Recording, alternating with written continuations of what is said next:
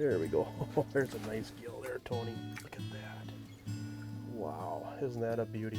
I tell you what, on today's show, we're going to discuss a lot of really cool tips that are going to help you catch fish when it's tough. Cold front conditions, fish on the screen that won't bite. We're going to share a few things that hopefully allow you to catch a few more fish on the ice this winter. Jason Mitchell Elite Series Rods brings you the Daily Log Entry.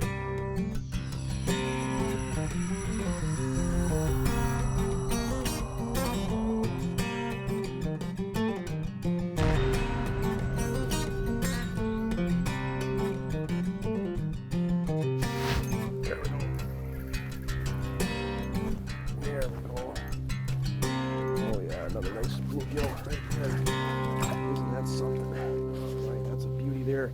I tell you one little trick, and I've learned this from watching fish coming on the camera, is that a lot of times when you get on a tough bite and the fish aren't being aggressive, sometimes what happens when these fish bite really light and you're missing fish is that the fish are biting the wrong end of the jig. They're coming up and they're biting the head end instead of the tail end. And one little trick you can do when they're doing that is tie a Palomar knot, angle the hook so that it's facing down if you're using a horizontal jig at about a 45-degree angle, and then just pack that back hook full of wax worms, and that seems to cause them to hit the right end, because when they're biting it really light, you're not going to hook them if they hit the head end when there's no hooks. And so that's just a little tip when things get really tough and difficult and you're missing fish. Help put a few more fish in your pail. We'll put this fish back, and there's more fish down there. These are sure pretty fish. Well, they are. There he is. There we go. I didn't even feel that fish on the rod tip. This is a good one. There's a beauty there. I didn't even feel that fish bite. I just saw the jig disappear. And that's the other thing is we're going to talk about today is when things do get tough, don't be afraid to set up an underwater camera. Not only is the underwater camera going to give you a great education as far as seeing your jig, watching how the fish react to it, but when you get on the toughest of toughest bites, a lot of times the fishermen that are using cameras are going to catch fish, and the people that aren't using cameras are going to be pretty frustrated where they're going to swing and miss. And so when things get tough, get on top of fish, roll up your sleeves, and watch the fish, either using a camera or even sight fishing in some lakes, but that's going to give you a big edge. Look at that fish. He's actually biting the hook. There, you got him. There you go, Tony. Oh, that's a beauty there, Tony. That's a beauty. You know, probably the hardest part about using these cameras is knowing where to set up in the water column, especially if you're using, a camera to try to catch crappies and bluegills, because they typically suspend. And so you definitely want to use a flasher to see where the fish are running, and then set your camera, where most of the fish are running, just so you can get that view of the fish. That's what we did when we set up these cameras. Take a few minutes, position it so you can see your jig, and you really can. I mean, it's like watching fish in an aquarium. And when things get tough, that's going to give you a big edge. The downfall of using a camera is it's going to slow you down. It takes a little bit longer to get set up. It takes you a little longer to, get everything situated. But the flip side is that once you do and you're on fish, you can see everything you're doing wrong and everything that you're doing right.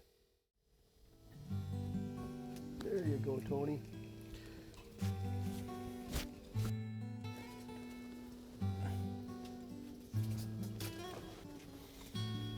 Sure is a pretty fish. That was another one of those fish that I don't think I would have known that he was biting had I not been able to see him on the camera. Mm-hmm. The other thing too, when we get on a tough bite, let's talk about the importance of using a really delicate spring bobber or noodle tip, because what happens is you have to hold that jig fairly still in order to coax those fish, but if you hold it still where the line can twist, that jig is just going to unravel on you and the fish won't hit it. And so you got to be able to stroke that jig to just get that jig to hum where it doesn't spin, but it doesn't move also, and that's what the spring bobber can do, can it? Yeah, that's the one thing that I'm finding with this microbite rod. It's you can really play a lot because it doesn't move your jig, yet that jig on the camera is sitting perfectly still. Mm-hmm. I mean, you're bouncing that rod tip just like this, and when you look at that camera underwater, it's just floating there. I mean, and what that does is just taking the twist out of the line so that jig doesn't spin when you do that. And we can show that on the camera monitor too, but That's one thing that a spring bobber or a noodle rod can do. A lot of people just think that a spring bobber is just for a strike indication, but actually it not only just shows you when you get a strike, but it also affects the presentation. That jig on a spring bobber will look completely different underwater than if you were just using a straight graphite rod. Absolutely. If you take a look at my rod even right now, I'm watching my jig in the camera, and I'm jigging aggressively, and that little impulse tail is just barely quivering. Yep. Oh, look, a nice one. There, you got him.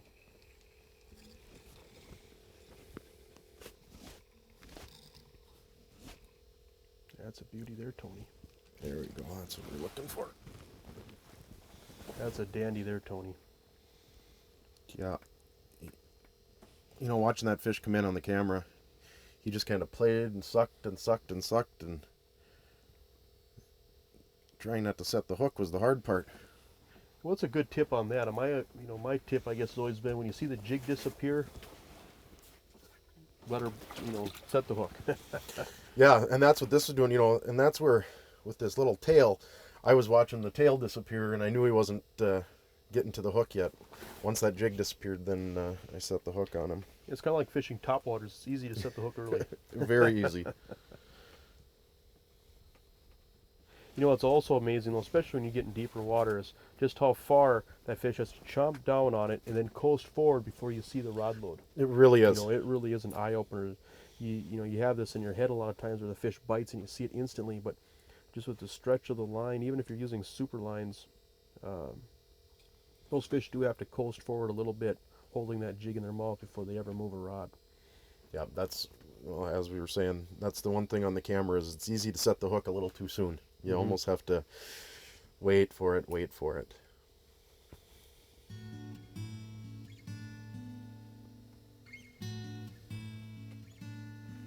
There, I got him. I love it when these bluegills pull drag. Absolutely. What's wrong with that fish?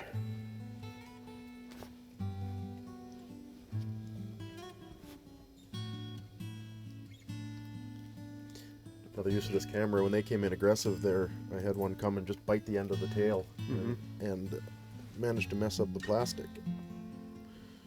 We'll let that fish go.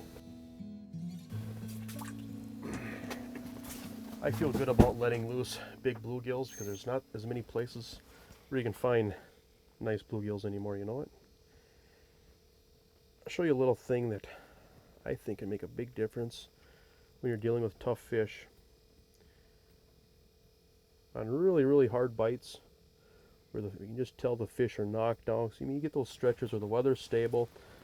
The fish are making it look good. The fish are biting. You get on them, you find them, and they bite. Then, like today, goes from being beautiful out, no clouds, to cloudy, overcast, east wind.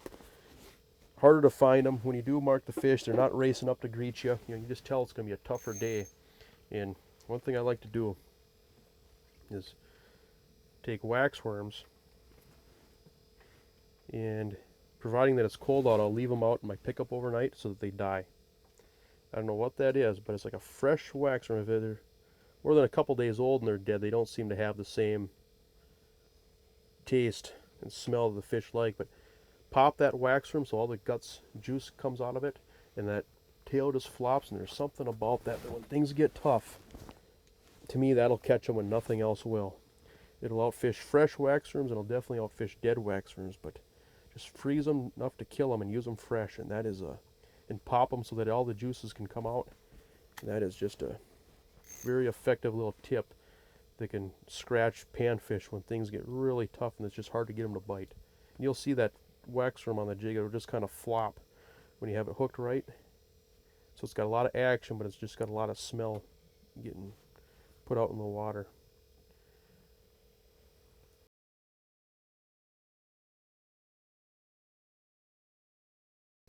There's a good one. You got one too, Tony? Nice fish too. Yep. Oh, look at that. Isn't that a dandy? That is a dandy. Wow. I tell you what, that's a double there.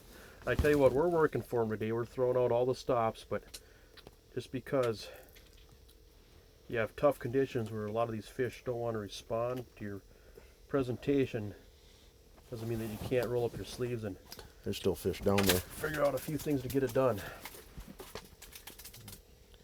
Okay, They're up a little bit higher now in the water column. There's a crappie with them too, Jason. Yep, I see that.